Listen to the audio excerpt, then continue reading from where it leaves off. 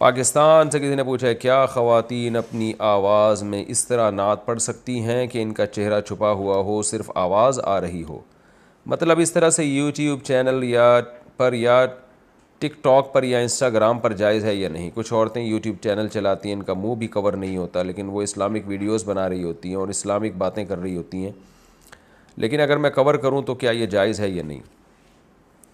دیکھیے, عورت کے لیے یوٹیوب چینل پہ اسلامک ویڈیوز بنا کے ڈالنا اپنا یہ کوئی پسندیدہ کام بہرحال نہیں ہے, کیونکہ جوان عورت پہ پردہ فرض ہے اور مردوں سے اپنے آپ کو چھپانا فرض ہے. تبلیغ کے لیے یا تو مرد کم پڑ گئے ہوتے ہیں نا, پھر ہم کہتے ہیں خواتین کو چاہیے اس میدان میں آگے بڑھیں.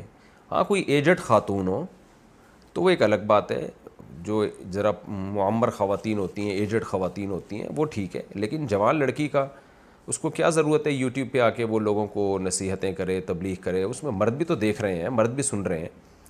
اور ٹھیک ہے, چہرہ اگر کور کیا ہوا ہے تو لڑکی کی تو آواز میں اٹریکشن ہوتی ہے, تو یہ جو لونڈے لپاڑے لڑکے ہوتے ہیں تو آوازوں پہ بھی مر رہے ہوتے ہیں, اور پھر نعت میں تو آواز خوبصورت بنائی جاتی ہے, بہت اسٹائل سے بنائی جاتی ہے. قرآن مجید میں اللہ تعالیٰ نے امہات المومنین کو حکم دیا کہ جب کوئی صحابہ کرام آیا کریں مسئلہ پوچھنے کے لیے تو پردے میں جواب دیں, اور لا تخضعن بالقول, اپنی آواز میں نرمی پیدا نہ کریں. حالانکہ وہ تو امت کی مائیں ہیں, اور آپ کہہ سکتے ہیں کہ بھئی پھر ان کو حکم کیوں دیا کہ وہ صحابہ کو مسائل سمجھائیں؟ مرد سمجھا دیتے نا مسائل صحابہ کو. بھئی بعض گھر کے مسائل ایسے ہیں جو امہات المومنین ہی جانتی تھیں, وہ عام صحابہ نہیں جانتے تھے, گھریلو مسائل ہوتے ہیں. تو اس لیے امی عائشہ رضی اللہ تعالی عنہا خاص طور پر ان کا علم بہت زیادہ تھا, اور نبی کی گھر کی زندگی تو انہوں نے دیکھی ہے, تو گھریلو مسائل کون بتائے گا؟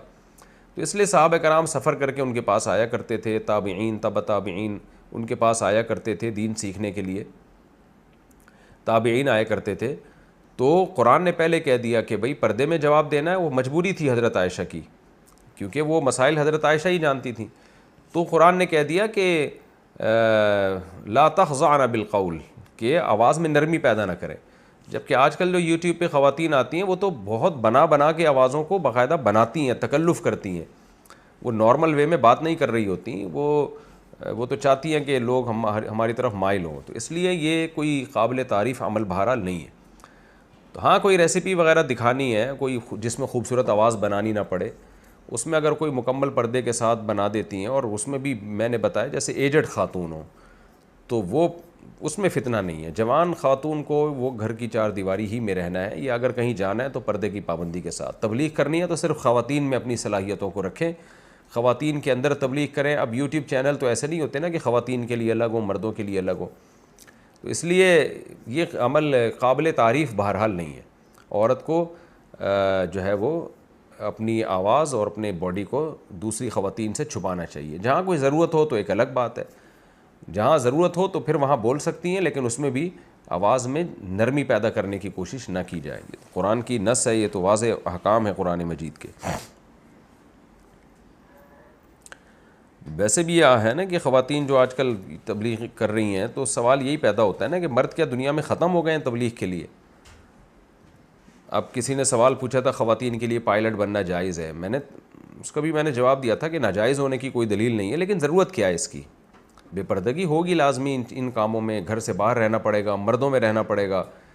تو کسی پہ ہم کوئی بدگمانی نہیں کرتے, لیکن اصولی طور پر شریعت ان چیزوں کو پسند نہیں کرتی. اس لیے کہ مرد پائلٹ اگر دنیا میں ختم ہو گئے ہوں, جہاز اڑانے والے مر گئے ہوں بیچارے سارے حادثے میں, یا مردوں کے لیے ویکینسیز ہی نہ ہوں, یا مرد سارے ٹریننگ لے کے گھوم رہے ہوں اور سب کو جاب, گھوم نہ رہے ہوں بلکہ سب کو جاب مل رہی ہو, تو پھر خواتین آئیں. یا تو مرد تو میں ایسے جانتا ہوں جو بیچارے پائلٹ کی انہوں نے ٹریننگ لی, اس کے بعد ان کو جاب ہی نہیں مل رہی ہے, ان کے پیسے ضائع ہو رہے ہیں.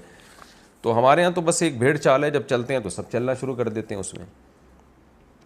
اس لیے خواتین کو حتی الامکان جو ہے نا اپنی ایکٹیویٹیز خواتین تک محدود رکھنی چاہیے, کوشش اسی کی کرنی چاہیے.